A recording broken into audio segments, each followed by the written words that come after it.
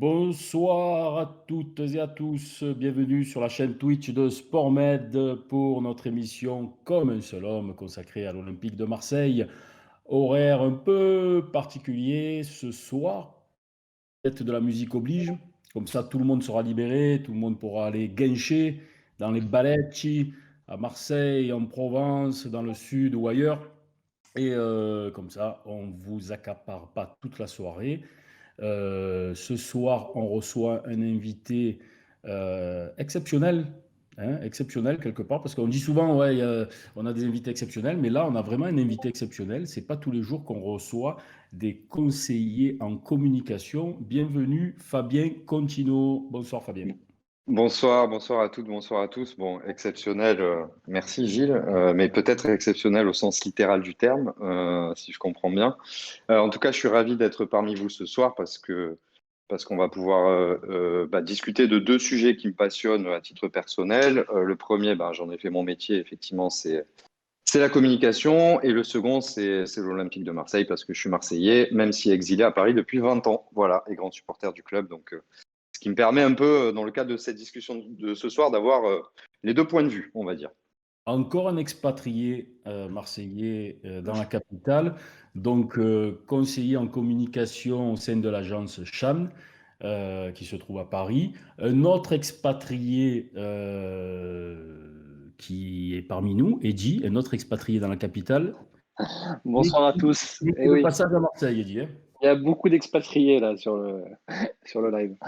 Oui, bonsoir à tous. En tout cas, merci Fabien d'avoir répondu positivement à notre invitation. Je suis impatient d'échanger avec toi sur tous les sujets dont on a parlé, et notamment, pour ne pas teaser nos suiveurs, sur la stratégie de communication de Franck McCourt. Ça va être très intéressant. Ça Absolument, va être plaisir partagé. intéressant. Ils ne sont pas expatriés et ils sont parmi nous, encore une fois, fidèles au poste. Enfin, surtout Bruno, hein, fidèle au poste, parce que Hervé, c'est plutôt un intermittent de sport med. Mais il est régulièrement parmi nous également, hein. Alors, Bruno, bonsoir tout d'abord. Salut à toi, salut Gilles et salut à tous, Hervé, Fabien, Eddy. Allez, une grosse émission qui arrive. Et Hervé Berkane, il fait partie de la famille également. Alors, lui, pour l'expatrier, ça va être difficile, hein, pour l'arracher de son Andoum natal, le déraciner de son 7e arrondissement. Il va falloir se lever de bonne heure, hein, Hervé. Il va falloir mettre beaucoup d'argent. Mais est-ce qu'il en a encore, ma courte, de l'argent? Moi, je veux bien. Je me donne 20 ou 30 millions, je change de quartier. Mais je vais pas trop loin quand même. On va en parler, on va en parler. Une première partie qui sera justement consacrée. On va parler de stratégie de communication de manière générale et on parlera évidemment de la stratégie de communication de notre actionnaire principal, Franck McCourt, de l'actionnaire de l'Olympique de Marseille, Franck McCourt. En deuxième partie, on écoutera un entretien enregistré avec Hichem. On fera une mise au point concernant le hashtag VenteOM. Et puis en fin d'émission, un petit tour par le mercato et un petit laïus sur nos paris sportifs. Avant de démarrer, je voudrais qu'on rende hommage à notre filou. Je dis notre filou parce que c'était vraiment l'ami de tous les tweetos, Filou Sport, qui nous a quittés samedi à l'âge de 49 ans. Filou, il nous montrait l'exemple de ce que devraient être les réseaux sociaux. Partage, humour, et que finalement la passion n'a jamais empêché le respect et la bienveillance. Donc, grosse pensée à sa famille et à ses proches. Et cette émission sera donc placée sous le sceau de ses valeurs, le respect, la passion et la bienveillance. Un petit mot sur Philou Sport, Hervé, toi tu le suivais également sur Twitter? Oui, je le suivais, j'apprécie son humour, ses petites punchlines, et ainsi de suite. Et c'est un magnifique parcours. Il est parti par la grande porte, puisque je crois que Brut lui avait fait faire le buzz 24 heures avant, avec une vidéo. Je pense que il doit être bien là où il est. En plus, il est parti dans la plus belle île du monde, l'île de beauté. Et c'est vrai, tu as raison, ça va être un exemple quand on voit. Vous savez, moi, je suis pas pour compte Internet, mais c'est vrai que l'anonymat dans les réseaux sociaux a amené beaucoup de choses. dont beaucoup de haine facile, alors qu'en face, les gens ne feraient pas la même. Et lui, il a tout compris, il a fait l'aïkido au mal, il a diffusé beaucoup de bonheur et beaucoup de bonté. Et pour ça, je pense qu'il restera marqué dans l'histoire du football, du sport et de l'Olympique de Marseille et de l'humanité. Voilà, Philou, repose en paix, continue de tweeter de là-haut, continue de nous suivre, de suivre l'Olympique de Marseille. Et voilà, si on pouvait un petit peu, un tant soit peu de temps en temps, suivre son exemple, parce que comme je le disais, la passion n'empêche pas, la passion et l'émotion n'empêchent pas le respect et la bienveillance. Voilà. Avant de démarrer, n'oubliez pas de vous abonner à notre chaîne Twitter, hein. Une raison de plus, c'est que de vous abonner à notre chaîne Twitch, pardon, excusez-moi, mais Twitter aussi, mais Twitch tout particulièrement. Raison de plus, puisqu'il y aura très bientôt un maillot de l'Olympique de Marseille à gagner par tirage au sort. Également, n'oubliez pas de vous abonner à YouTube, activer la cloche, comme ça vous serez prévenu lorsque les replays sont mis en ligne ou quelques petits bonus par-ci par-là. Les comptes Twitter, le compte Instagram qui va véritablement démarrer son existence à partir d'aujourd'hui sous la férule de Kevin. Le compte Twitter, ça vous êtes déjà bien au fait. Facebook, Instagram, TikTok, voilà. SportMed est partout. SportMed continue de se structurer, continue de progresser, continue d'évoluer. C'est parti pour 2 heures d'émission. On y va, Fabien, on y va, on met les pieds dans le plat. Tu vas déjà nous expliquer un petit peu pour ceux qui seraient, comment dire, pour les néophytes, que nous sommes un peu tous quand même, hein. On en a appris ces derniers temps avec, c'est vrai, avec ce hashtag VentOM qui a permis de nous dégrossir, de nous instruire parfois, de nous éduquer sur certains domaines juridiques, économico, marketing, enfin toute cette nébuleuse qui entoure maintenant les clubs de foot et le marketing et comment dire, l'économie du sport. Mais moi, je voudrais commencer par le commencement. Qu'est-ce qu'une agence de communication, Fabien? Fais-nous un peu la genèse, explique-nous comment est né ce concept. Alors, merci Gilles pour cette question parce que c'est bien de commencer comme ça, parce que le hashtag VentOM a fait émerger, et tu le disais à travers ta question, a fait émerger cette problématique de communication, puisqu'on a vu des noms d'agences qui ont été cités à droite, à gauche, etc., avec la part de fantasme qui peut parfois être associée par rapport au métier. Donc, je pense que c'est utile d'avoir cette tribune, entre guillemets, pour repréciser c'est quoi ce métier et pour avoir une vision objective sur celui-ci. Alors, si je fais un peu d'histoire, rassurez-vous, je ne vais pas faire long là-dessus, mais finalement, ce métier, ou en tout cas ses compétences, c'est assez récent dans l'histoire professionnelle. C'est un métier qui a environ un peu plus d'une centaine d'années d'existence.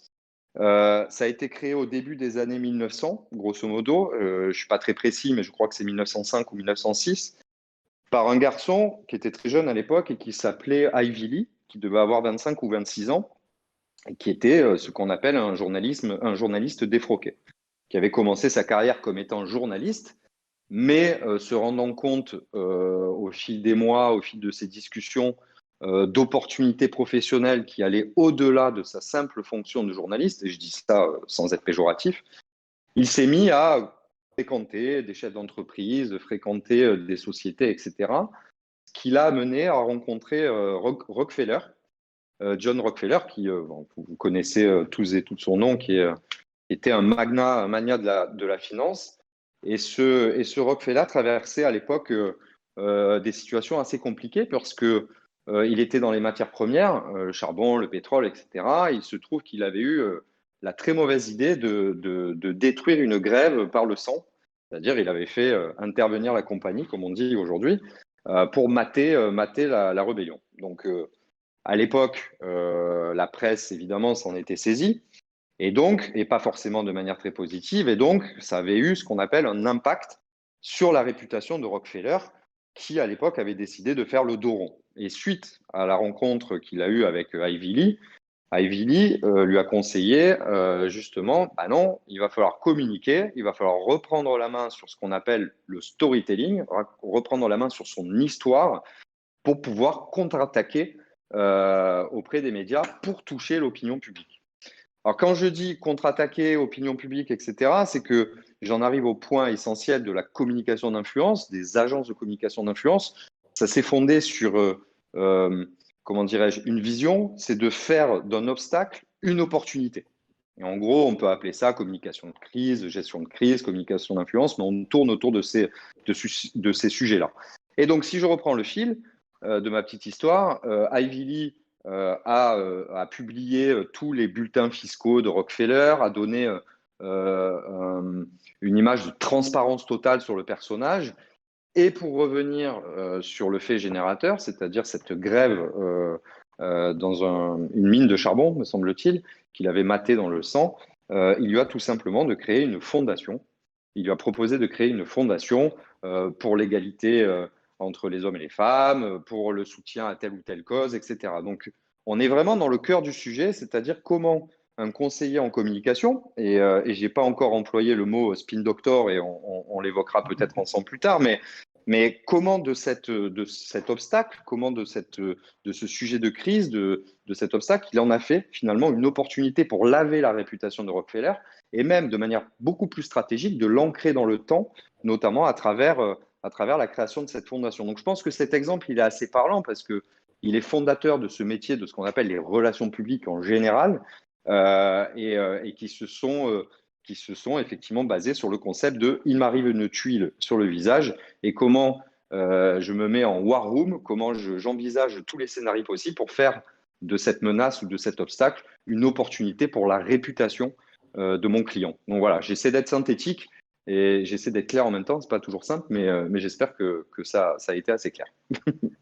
Eddy, c'est un schéma, c'est une présentation qui nous semble on ne peut plus d'actualité. Qu'est-ce que tu en penses? Moi, j'ai l'impression qu'il parle au présent et qu'il parle d'un sujet qui nous est cher.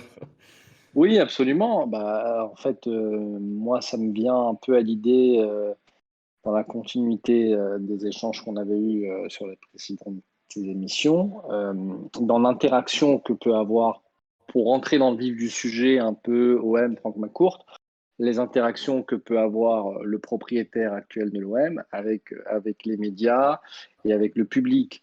On sent que tout est normé, tout est organisé. Est-ce que tu peux nous en dire un peu plus, du coup, Fabien, sur les rôles de base d'une agence de communication dans ce type d'environnement, on va dire? Alors, le rôle d'une agence de communication, si je prends le plus petit dénominateur commun, mais qui n'est pas le moins important, il est de deux ordres. Le premier, c'est préserver la réputation de son client, c'est-à-dire anticiper des risques. Et quand je dis anticiper des risques, ça veut dire potentiellement analyser ce qu'on appelle des signaux faibles, des choses qui ne sont pas encore très audibles, qui sont parfois sur le social media, qui sont parfois dans les dîners en ville, etc. En tout cas, les prendre en compte dans une matrice de risque pour anticiper des scénarios X, Y, Z. Et la deuxième mission, c'est évidemment optimiser la réputation et donner de la visibilité, créer de la notoriété et créer finalement l'histoire personnelle du dirigeant et ou de l'entreprise dont il porte les valeurs. Donc, si je dois raisonner au plus synthétique, la mission principale d'une agence de communication d'influence, c'est effectivement la protection de la réputation et l'optimisation de cette réputation. Donc, parfois, on peut être amené à ne se concentrer uniquement sur la protection de la réputation parce qu'il y a, entre guillemets, trop de périls qui menacent ce client. Il faut être ce qu'on appelle en défensif. Soit ça peut être uniquement un enjeu de notoriété, donc d'optimisation de la réputation, et donc là, on peut être plus offensif. Et parfois, c'est les deux, parce que la vie d'un client et la vie d'une organisation, ce n'est pas un long fleuve tranquille. On peut avoir des hauts, on peut avoir des bas, on peut avoir des problèmes, on peut avoir des succès. Et l'agence de communication permet de minorer les risques et minorer les problèmes, mais de valoriser les succès et les engagements et les initiatives de l'organisation à travers soit la marque ou à travers le ou la dirigeante. Hervé, je sais que c'est un sujet qui te passionne, toi, hein, toutes ces stratégies, toutes ces coulisses-là. Ouais. Oui, parce que en tant que supporter, en tant que professionnel, même si je ne suis pas du tout, on est dans d'autres sphères. Moi, je suis un petit artisan et Fabien, c'est la grosse Moi Bertha. aussi. Non, moi, je suis un petit artisan aussi. Ça va, alors on est entre artisans.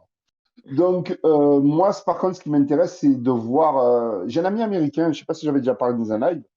Il fait des scénarios maintenant pour Netflix. Il a fait beaucoup de jeux vidéo aussi en tant que producteur. Et chaque fois qu'on se faisait des apéros, il s'appelle Kurt McLang, vous pourrez chercher sur Internet. Et il me disait toujours, il me dit, vous les Français, vous n'avez pas moins d'intelligence ou moins d'argent que nous, parce que c'est vrai, les milliardaires, on en a plein en France aussi, hein. Il me dit, mais le truc qu'il y a, c'est que nous, où on est bon, c'est qu'on sait faire du storytelling. On sait raconter une histoire. Et ça m'a poursuivi, ça fait 10 ans qu'il me le dit. Et il me dit, que ce soit un business ou autre, tu as toujours une histoire à raconter. Et là, au point culminant, on est arrivé pour amener à M. Macourt. Au point culminant, on est arrivé en ce moment. Pour moi, ça fait longtemps, ça fait depuis quelques mois, depuis l'attaque de la commanderie, en plus derrière, il est en train de nous raconter une histoire. Et comme je ne sais pas si dit tout à l'heure, on en parlait en off, ou Bruno, de cette histoire qui va mettre 100 millions là, sur une fondation. C'est pour ça tout à l'heure, ça m'a fait rire, ta fondation Rockefeller. Je me suis dit, ils ont dû utiliser les pompes. Le parallèle est quand même assez Voilà. saisissant. Voilà, c'est pour ça que tu dis, c'est-à-dire qu'il n'y a rien de mieux qu'une fondation pour dire, oh, le gars, c'est un mécène, c'est quelqu'un de bienveillant. Fondation, il y a que du positif derrière le mot fondation. Donc, je me dis, et moi, ça me plaît, ces jeux de dupes, parce qu'il y a beaucoup de jeux de dupes, même si moi, pour avoir fait de la communication, je le fais toujours sur des points positifs. Moi, ce que j'ai appris par ma formation, c'est optimiser les avantages et minimiser les inconvénients. Donc, des fois, tu n'as même pas besoin d'utiliser le mensonge, hein. C'est juste, voilà, tu minimises et par contre, tu multiplies ce qui est positif. Mais là, McCourt, c'est pour lui, je pense, il ne peut pas se permettre une deuxième sortie de route après les Dodgers. Autrement, il peut dire, je pense que le monde du sport, avant qu'il arrive à remettre un pied là-dedans, il vaut mieux qu'il aille louer des parkings à vie, tu vois. Ce sera plus facile pour lui que de repartir dans le sport. Donc, je comprends, moi, et puis après, on le sait, pour avoir suivi ce hashtag Ventoem, on sait très bien qu'il y a une dimension d'État à État. Donc là, je parle sous ton couvert, Fabien, parce que moi, j'ai jamais géré des États ou des grosses sphères de ce niveau. Je pense que les enjeux sont beaucoup plus en 3 ou 4 ou 5 coups qu'en 2 bandes, quoi. Dans la communication, tu es obligé de prendre cette dimension quand même étatique pour ce genre de communication. Après, oui, ça c'est le point de vue, comment dirais-je, c'est le point de vue de chacun. Ça dépend si on part du principe, effectivement, qu'il y a quelque chose derrière, et je porte pas d'avis là-dessus, hein, que quand je dis ça, s'il y a vente ou pas vente, et ça dépend dans quel prisme on se place pour avoir cette réflexion-là, tu vois. Mais en tout cas, ce qui est certain, c'est qu'en ce moment, il y a un storytelling de McCourt, il y a un storytelling qui est soigneusement organisé. Après, on peut être d'accord, pas d'accord, etc. Après, sur le sujet qui est vente ou pas vente, moi, je ne m'exprimerai pas là-dessus à titre perso, mais sur le décryptage de la communication, rien que l'exercice en tant que tel, en évacuant le sujet qui nous intéresse aussi à travers cette discussion, il est intéressant et il est révélateur. Et j'imagine qu'on va pouvoir poursuivre la discussion à ce niveau-là, mais en tout cas, je pense que le storytelling de McCourt n'a jamais été aussi important qu'aujourd'hui. Et si je prends un exemple, je ne sais pas si vous vous rappelez, lorsqu'il a repris le club, hein, en 2016, les premiers éléments de langage, je ne reviens pas sur on veut gagner à nouveau la Ligue des Champions, etc. Pas du tout, mais le deuxième truc, je ne sais pas si vous vous souvenez, et je ne sais pas si c'était lui ou si c'était Jacques-Henri Hérault qui avait porté le message, mais il avait dit « Nous ne sommes pas des mécènes, nous sommes des entrepreneurs ». Comprendre… Ça a changé depuis, apparemment. On a un mécène, on a appris qu'on avait un mécène. Ben voilà, mais justement, c'est ça qui est intéressant, c'est qu'à l'époque, donc il y a 5 ans, Jacques-Henri Hérault disait oui, on a de l'ambition, oui, on a des moyens, mais attention, tout ça va se faire dans une optique rationnelle, objective, et on ne va pas dépenser à tort et à travers, et on va attendre un retour sur investissement et pas une profitabilité, mais en tout cas un autofinancement. Alors qu'en revanche, depuis quelques jours ou quelques semaines, effectivement, transpire, bruisse de manière plus ou moins affirmée, affichée par les uns et par les autres, la connotation, enfin l'élément de langage mécène. Je trouve que c'est assez intéressant ce switch en 5 ans parce qu'on passe d'un entrepreneur, businessman, fighting spirit, irlandais, les points de convergence entre Boston, Marseille, etc., mais en tout cas animé par une logique entrepreneuriale, à aujourd'hui un univers qui se dessine autour de lui, et encore une fois, je ne juge pas, mais avec des connotations de, on va dire, les poches sont un peu plus grandes, un peu plus profondes, et on en vient à utiliser le mot mécène. Et rien que pour ça, je trouve qu'il y a un changement de posture qui est hyper intéressant dans ce qui est en train de se passer. Mmh. Bruno, Ah, toi Oui. l'amoureux du bon, l'amoureux du beau jeu, hein, du 4-4-2 en losange, du carré magique, de Maradona, Pelé, Zico, Et de la aujourd'hui nouvelle Italie. et de la nouvelle Italie. Aujourd'hui, parler de foot et parler de sport, c'est aussi parler agences de communication. Les agences de communication sont rentrées dans le game, hein, comme on dit, elles sont rentrées dans le jeu et elles font partie intégrante du quotidien d'un club. Qu'est-ce que ça t'inspire, toi? Juste, je profite de la présence de Fabien pour peut-être Gilles lui poser une question sur Image 7. Moi, Évidemment. j'avoue qu'on en avait parlé la dernière fois avec Hervé, et avec notamment la fameuse Anne, que je dise pas de Méo. bêtises, Anne Méo. Hein.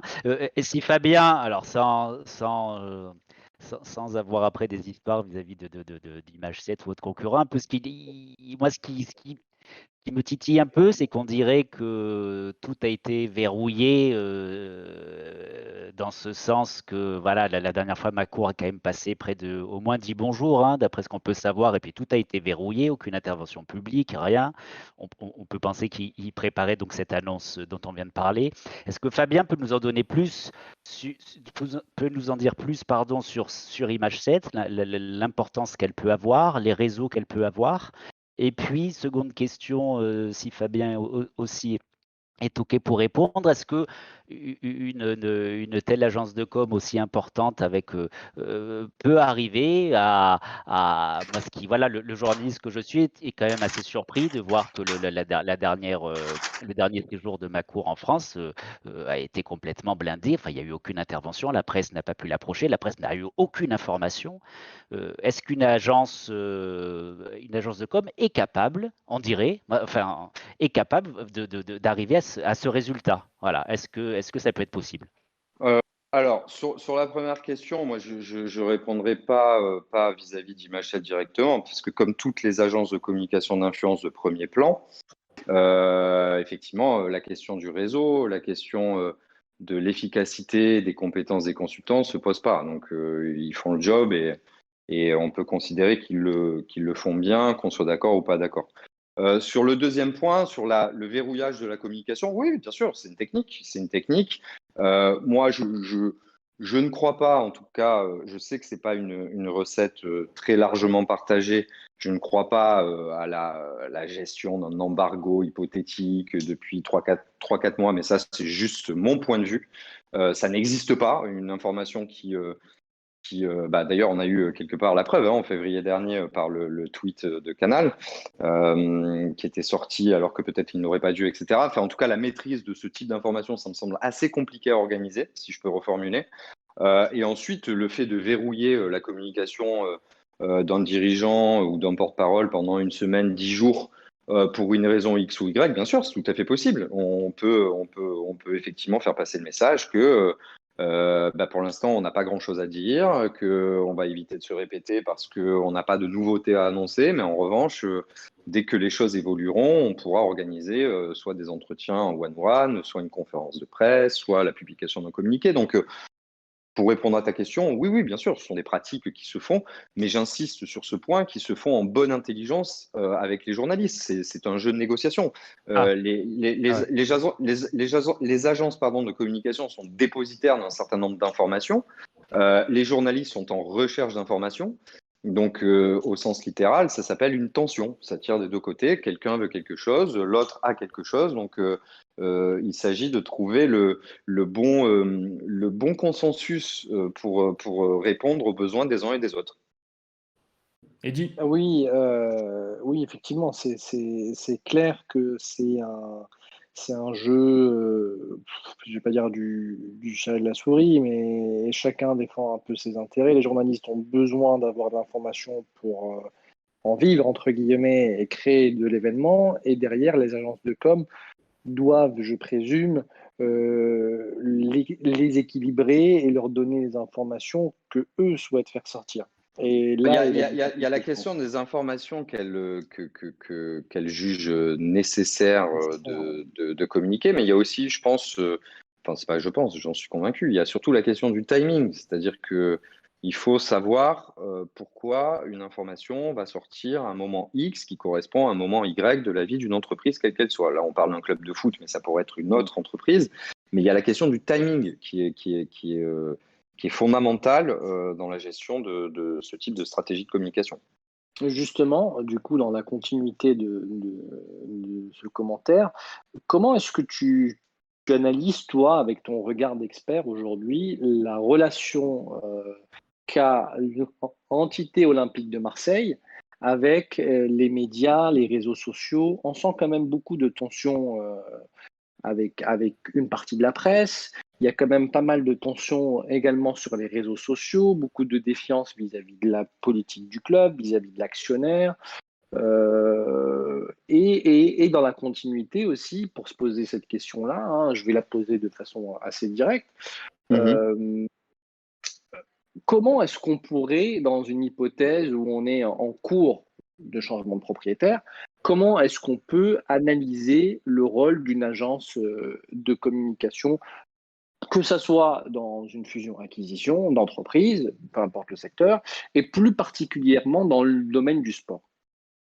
Le rôle de l'agence de communication dans le cas où cette hypothèse n'en serait plus une et serait une donnée du problème, effectivement, une fois la phase de deal, enfin ce qu'on appelle le closing, le deal arrive à terme, les différentes parties se sont entendues, on fait affaire, etc.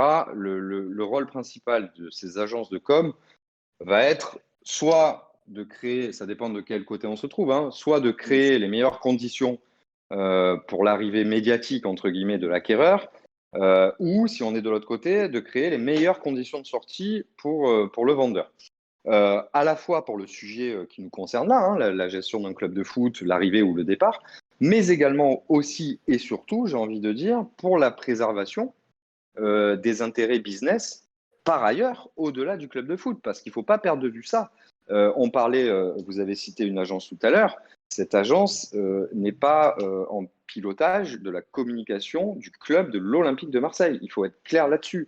Elle est en pilotage de l'actionnaire principal, Franck McCourt, qui a une holding qui s'appelle McCourt Company, j'ai plus le nom, mais en tout cas, voilà, McCourt Global, et donc cette agence, comme une autre aurait pu le faire, s'occupe des intérêts de cette société et ne gère pas la communication de l'Olympique de Marseille. C'est deux choses différentes.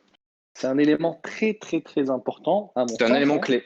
Ouais, c'est un élément clé parce qu'en fait, il nous permet, à nous tous, hein, moi, profane n'étant pas du domaine de la communication, mais également à toutes les personnes qui nous écoutent, de comprendre que les éléments qui sont mis en place aujourd'hui de communication à travers les médias, les interviews qu'on peut voir de Franck McCourt, j'en parlais aujourd'hui d'ailleurs avec un collègue sur les Échos au sujet de son projet entrepreneurial via Internet, tout ça est un peu décorrélé du club olympique de Marseille. C'est-à-dire que c'est vraiment les intérêts de Franck McCourt qui sont préservés au-delà du club. Bien sûr, le club étant une partie intégrante du patrimoine de Franck McCourt, mais ce que dit Fabien, c'est essentiel parce que ça nous permet de comprendre aussi que tout ce qui sera fait dans l'intérêt de Franck McCourt ne sera pas nécessairement fait dans l'intérêt de l'Olympique de Marseille. Et ça, je pense Justement. que c'est une clé de lecture importante pour les personnes qui nous écoutent.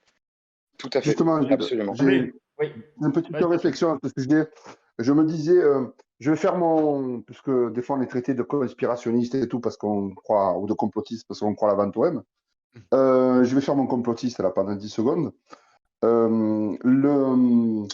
Image 7, je suis allé sur leur site. Ils ont comme client l'Arabie Saoudite. Et ils ont comme client McCourt. OK? Est-ce que, Fabien, ça peut faciliter? Est-ce que tu as déjà vu des cas de figure? Peut-être, voilà, on ne va pas parler de ça directement. Hein, ou le fait que tu aies une agence commune, est-ce que ça ne permet pas d'aller plus vite, de faire moins de tension et de mieux jouer le ping-pong que si tu avais deux blocs, deux agences qui s'affronteraient pour arriver à un but commun? Bon, tu peux imaginer qu'il y a une grande confidentialité sur ce type de sujet et que je ne dépasserai pas la ligne jaune, mais effectivement, lorsque on peut avoir comme client des 2 ou plusieurs clients qui peuvent avoir à un moment donné des intérêts convergents.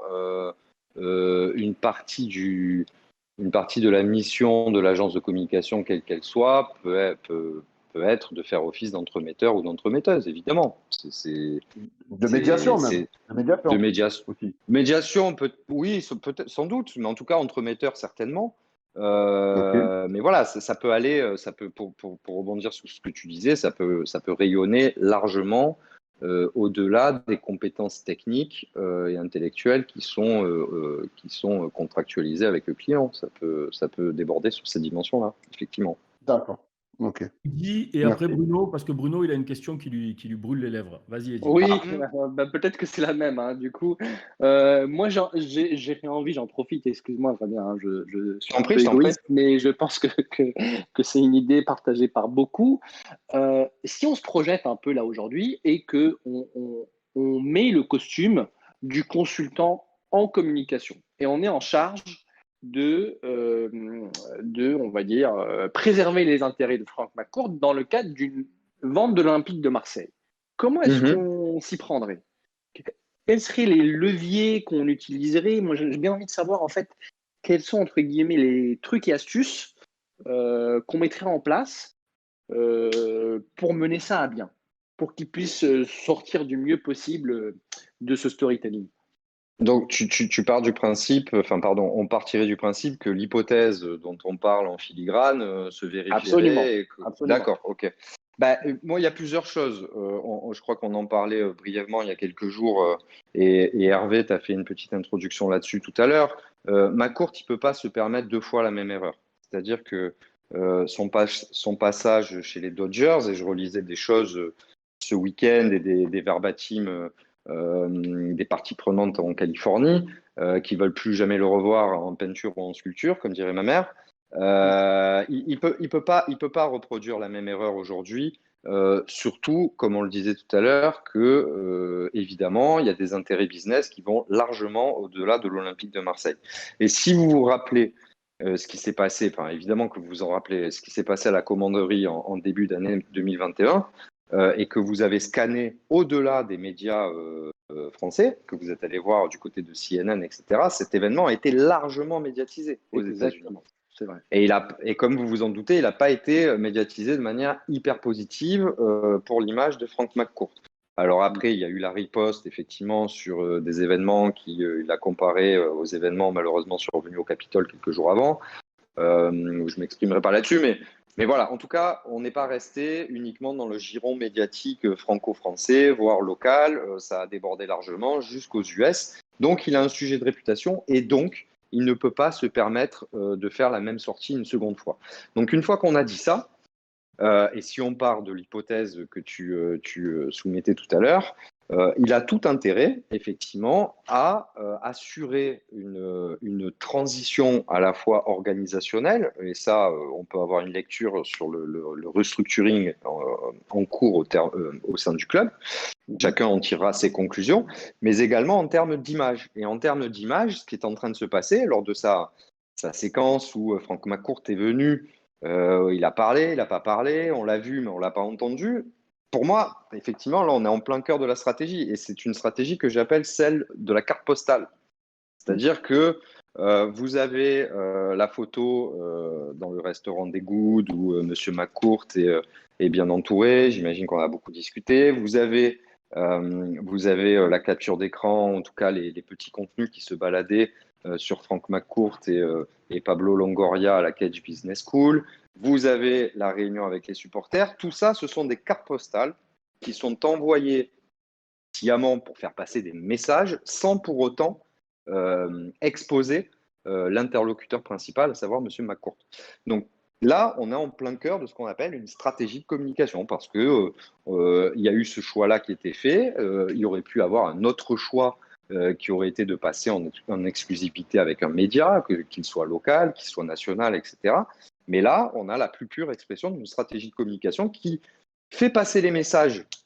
On va le dire, le club n'est pas à vendre, sans pour autant faire intervenir le principal interlocuteur en front line vis-à-vis des médias. Et pourquoi si on va jusqu'au bout de la démarche. Oui. Pourquoi, et ça c'est juste mon avis, pourquoi ça a été fait comme ça? Parce que M. McCourt, en mars dernier, s'était déjà exprimé dans le cadre d'une interview exclusive pour dire que le club n'est pas à vendre.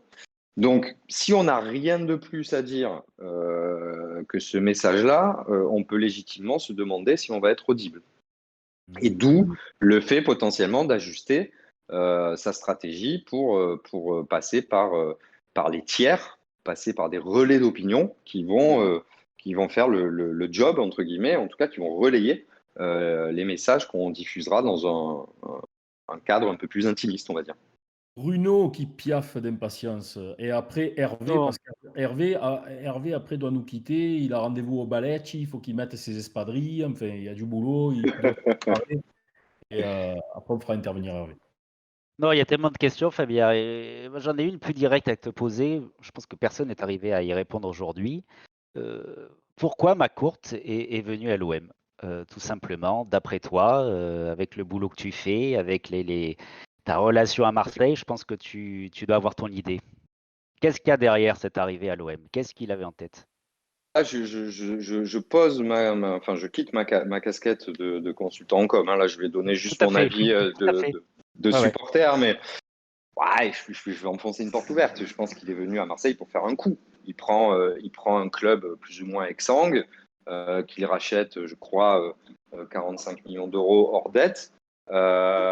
Son objectif, j'imagine, le temps qu'il s'était fixé, c'était d'optimiser ou d'accroître la valeur des actifs, de professionnaliser le club. Regardez le travail qu'ils ont fait sur la marque OM et plus particulièrement sur le digital. C'est quand même notable, hein, tout le travail qui a été entrepris de professionnalisation depuis 4-5 ans. Donc, pour répondre très, très crûment et très simplement à ta question, et encore une fois, ça n'engage que moi, il est venu à l'Olympique de Marseille pour faire un coup à la manière, même s'il a eu beaucoup de chance à l'époque, la manière de ce qu'il avait fait avec les Dodgers.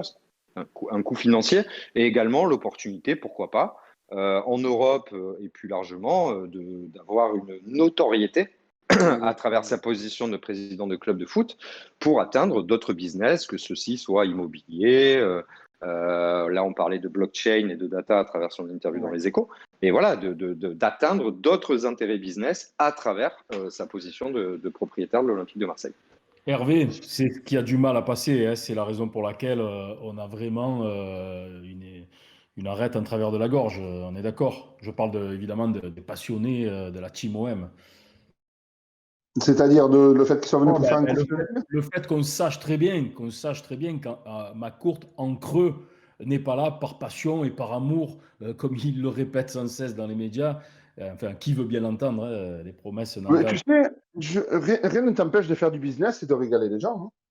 Parce que d'avoir un objectif plus lointain, mais de faire quelque chose dans l'immédiat. Je vais te faire un parallèle. Bernard Tapie, qui reprend l'OM, qu'est-ce qu'il avait comme ambition? Parce que c'est toujours été quelqu'un d'ambitieux pour ceux qui l'ont côtoyé.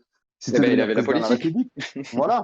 Il voulait devenir président de la République. Et il savait, il s'est dit, si je prends le club numéro 1 en France, qui est complètement endormi, j'en fais ce que j'ai à faire, je deviens maire de Marseille. Et après de maire de Marseille, tout est possible. Donc c'est pour ça que rien ne t'empêche. Moi, je pense que ce qui s'est passé, c'est que il a dû le faire un peu trop à l'américaine. Il a délégué. C'est parti en fiasco. Et le Covid a multiplié et démultiplié le fiasco. Mais comme je suis d'accord avec toi, ils ont fait du travail sur le digital, Fabien, c'est indéniable. Mais bon, 500 patates pour avoir Internet, enfin, tu vois, sur Facebook et tout ça, l'arrivée, ça fait cher. Ça fait cher. On aurait dû les facturer tous les deux, Fabien. On aurait fait le prix.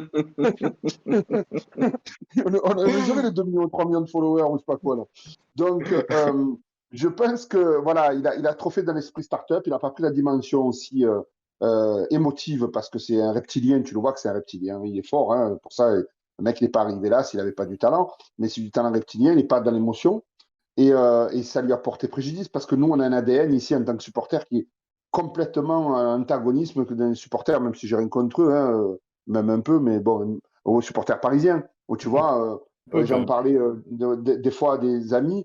Je veux dire, Neymar, le copain me défend, le supporter parisien Neymar. Je dis, mais ici, ton Neymar, on aurait déjà pris un coup de boulon ici. Enfin, une métaphore, vous voyez ce que je veux dire. Mais Neymar, on s'en fout que le mec soit une star. Si nous, on est en train de savoir ou sentir qu'il nous escroque, ça passe pas. Et c'est cette dimension, tu vois, du sportif et de l'émotion, même dirais-je. et du respect de la ville qu'il n'a pas saisi, et ça a foutu en l'air complètement son histoire de business, de coup qu'il voulait faire au début. Et voilà, moi je dis que on parle souvent de fiasco, mais là, celui-là, il est beau, hein. Moi je dis bravo, hein. Et je pense que là, il va pas être sauvé, enfin, il va être sauvé, oui, je pense, parce c'est notre commission autour de cette table virtuelle, que ça va être vendu, parce qu'autrement, on ne voit pas comment il peut s'en sortir. Mais quand, après, ça c'est la deuxième question. Mais se dire, c'est vraiment, c'est un gambler. Moi, il me fait penser à les joueurs de poker quand même. Il a fait des coups, mais vraiment sur du coup de folie, quoi. Enfin, je sais pas, je suis étonné. Et moi, depuis le début, je le dis, je suis étonné qu'il ait confié les rênes à un gars, sans mettre quelqu'un de chez lui, des États-Unis, son neveu, son meilleur élément ou quoi, à la commanderie pour surveiller tout ce pataquès. Parce qu'à l'arrivée, il ne faut pas oublier qu'on s'est retrouvé avec un président qui a dit l'Olympique des magouilles et que cette personne détestait les Marseillais. Il les détestait toujours. C'est les fous dans cette histoire quand même, hein. Donc, le choix des hommes est important. Si nouvelle aventure il y a, tant mieux, tant pis, on verra. Mais par contre, j'espère que le choix des hommes et le respect de notre philosophie, de notre ADN, nous en tant que Marseillais, nation internationale phocéenne, je vais dire, parce que ça va au-delà de Marseille, il faut qu'on soit respecté et il faut que ce soit vraiment pris en axiome de départ, cette spécificité, et on arrêtera toutes ces bêtises, je pense. Parce qu'on est allé loin dans le... Alors, ça me fait rire ce storytelling-là, tu vois, Fabien, ce soir d'avoir ton expertise, c'est magnifique parce qu'on avait déjà un peu parlé auparavant, c'est très bien, mais ça me fait rire aussi ce storytelling à la fin. Mais bon, j'aimerais plutôt que ça soit plutôt dans la position du slogan de Playmobil, en avant les histoires, mais en avant une histoire, tu vois, maintenant une vraie histoire, quoi. Ouais, on fait Voilà, je vous ai mis. J'avais parié 50 euros, excusez-moi, j'avais parié 50 euros de placer Playmobil. Un petit tour. Commence à mettre les espadrilles, il est 19h46. J'ai les tongs, ça y est, c'est bon. Ça va. Petit tour par le chat, OM Asker 87, McCourt est bien à la recherche de coups à faire. Comme Blackstone lui avait conseillé le Champions Global Tour pour en faire un dans l'équitation. On en profite pour saluer le chat avec nos fidèles abonnés, nos fidèles followers, pardon, excusez-moi, Hugo Trinacria, et Eladine, Davidou, Olympique Mar, voilà, vous êtes plus de 850 à nous suivre. On remercie également nos deux nouveaux Prime. Alors, Small, je te vois déjà sourire derrière ton écran. Cordo 49600 et Xcredit 12. Voilà, j'y suis arrivé. Xcredit 12, et pensez à moi s'il vous plaît, mettez des pseudos lisibles, les gars. Ah ouais, le truc, il y a que des consonnes, c'est pire que les chiffres et les lettres. Tu sais, ils rendent le fou. C'est les codes. Qu'est-ce que je veux dire? Voilà, c'est ça, de base. Je vais vous tirer ma révérence. Je vous souhaite une bonne fin d'émission. J'écouterai le replay consciencieusement. Merci à Fabien encore d'avoir répondu à l'invitation parce que vraiment, c'est beau. C'est beau, tu sais quoi, ce qui me fait plaisir, moi j'ai fait un peu de médias, j'étais un directeur de la com éphémère d'une chaîne locale, c'est de voir quand même qu'on peut faire parler des supporters de l'OM, qu'ils ont un certain mouvement intellectuel, après qu'ils soient dans des métiers un peu comme le tien, ou alors que ce soit qu'ils ont des métiers plus, on va dire, entre guillemets, plus basiques sans être péjoratif. Ça me fait plaisir parce que moi, ce qui m'a toujours fatigué, c'est les clichés. J'ai rien contre les poissonniers, j'adore le poisson. Mais c'est bien là, je pense qu'avec les émissions de Sport Med, on est en train d'atteindre un niveau qui est fort sympathique. Voilà, c'était juste pour vous dire et vraiment bravo du taf. C'est sympa, Hervé, merci beaucoup. Merci, À bientôt. Merci Hervé. Bonne soirée. Bonne soirée, bonne soirée à toi, profite bien. Merci. Ciao. Bonne soirée.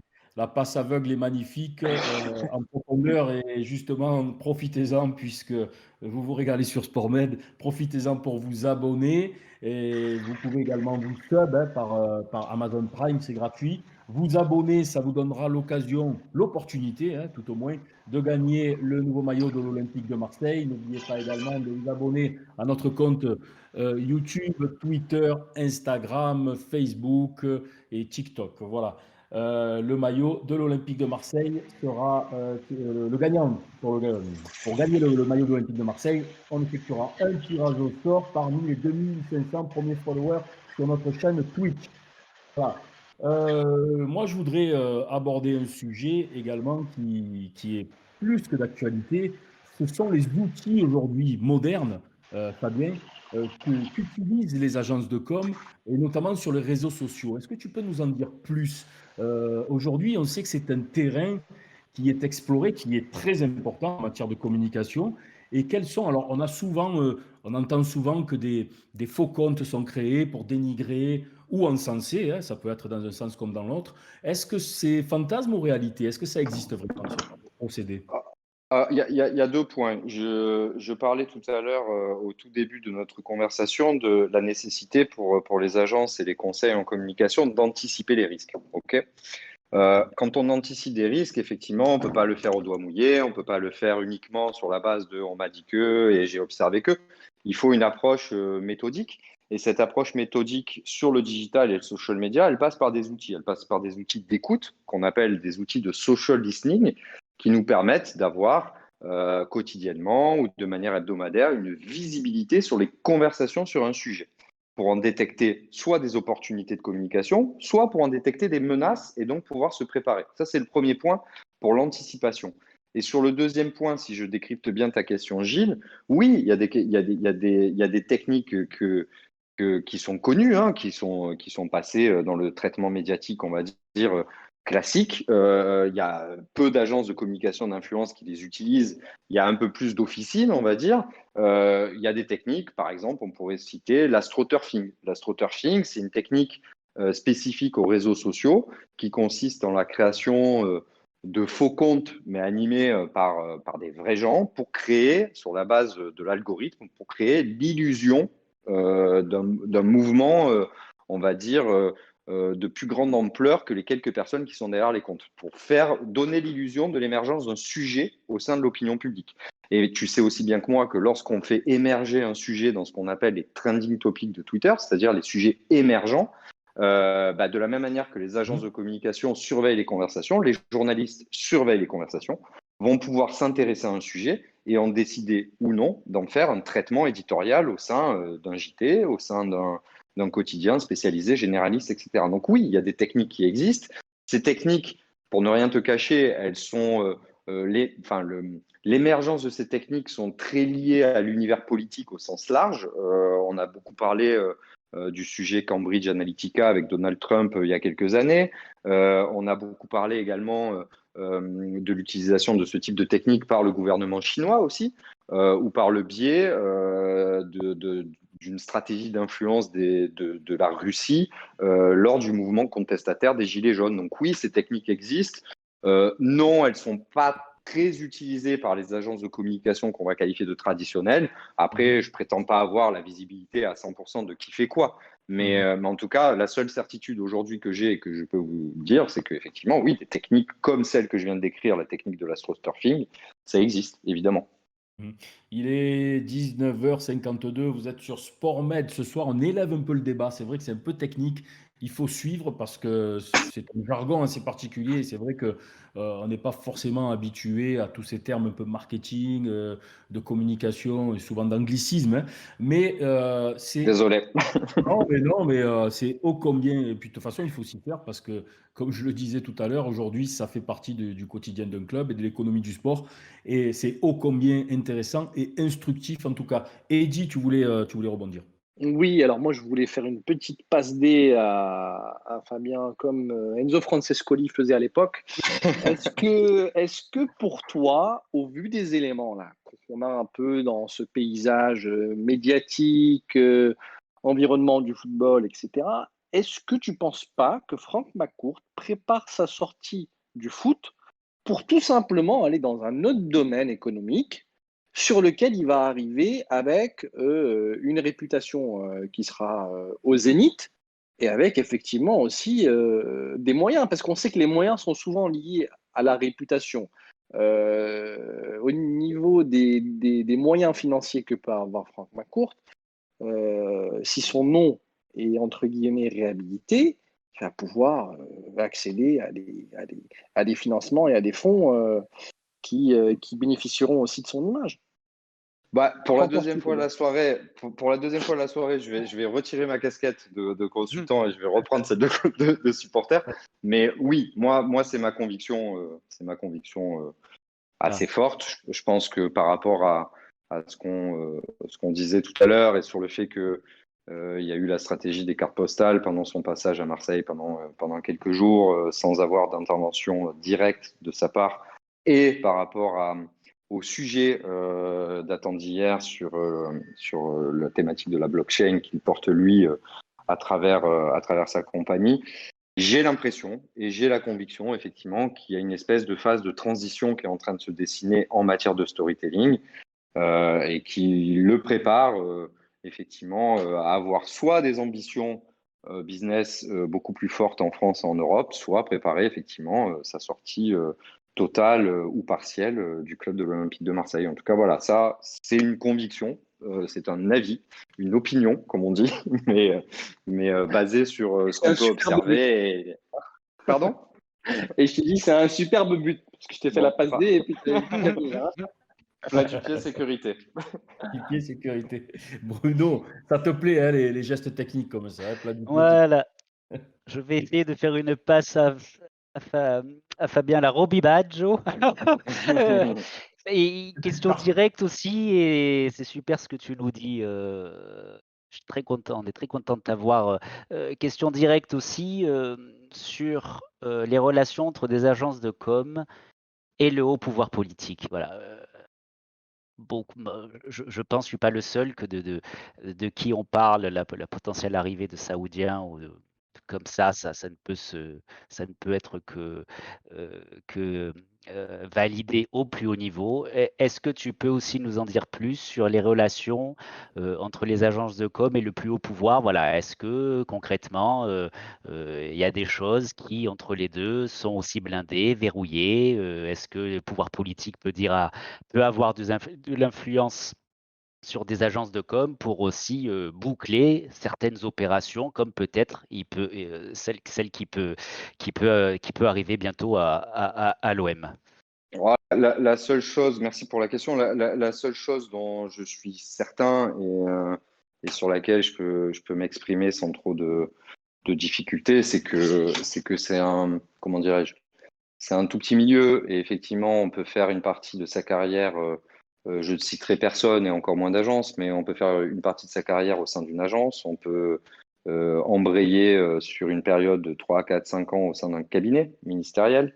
Il peut y avoir des passerelles aussi qui peuvent favoriser des discussions, qui peuvent favoriser aussi une certaine fluidité de l'information et voire consolider une stratégie et ou la prise de décision. Donc voilà, c'est ça, j'ai envie de dire, c'est assez commun comme réponse. Enfin, j'imagine que vous le savez aussi bien que moi, mais les passerelles existent et comme elles existent dans plein de milieux différents. Et elles existent aussi dans ce milieu-là. Et ces passerelles, effectivement, peuvent éventuellement fluidifier un deal, parvenir à élaborer relativement sereinement une stratégie et accorder tous les acteurs d'un dossier. Donc oui, c'est pas de l'ordre de l'impossible, bien au contraire. D'accord. Oui. Et puis, Vas-y Bruno. vas-y. Non, parce qu'on peut penser que tu nous signifies aussi, on le sait ici, à Paris, tu dois plus être voilà, dans la direction de ces grosses agences de com. Il y a des relations qui peuvent être très étroites avec le haut pouvoir, voire des postes qui sont souvent interchangeables. Tu nous confirmes ça aussi derrière ce que tu dis, non? Bon, il peut y avoir cette dimension-là. Après, je me garderai bien de tirer des généralités. Et très sincèrement, je ne vais pas répéter ce que j'ai dit il y a 45 secondes, mais on peut en tirer les conclusions qu'on veut. Enfin, je veux dire, enfin, c'est un métier de toute façon. Et là, je rebascule côté agence de com. C'est un métier qui est essentiellement basé sur l'humain, les connexions, les relations qu'on a su tisser à travers le temps aussi. La loyauté, toutes ces valeurs-là. Donc effectivement, le fait que des passerelles existent, ça peut effectivement faciliter quelques situations. C'est une forme de réalité aujourd'hui. Ouais. Bien Contino, conseiller en communication et stratégie de l'agence Chan. Vous avez vu Fabien, il contrôle le match quand même, hein. il maîtrise son sujet, mais il ne va pas non plus se découvrir. Hein. Il ne faut pas non plus. Il ne va pas partir à tous azimuts pour se prendre 1 ou 2 buts en contre, et on le comprend tout à fait. Il faut quand même, il y a quand même des choses, des lignes jaunes qu'il ne peut pas franchir. Secret professionnel oblige, on a bien compris. Je vais te dire un truc, Gila, le but à la dernière seconde, c'est le but qu'on redoute tous dans la conversation avec un journaliste, tu vois. Donc, voilà. L'important, c'est de jouer entre les lignes, souvent sur un terrain de foot. Et là, l'important, c'est de lire entre les lignes et de comprendre les messages subliminaux qu'on peut percevoir au fil de cette conversation très intéressante.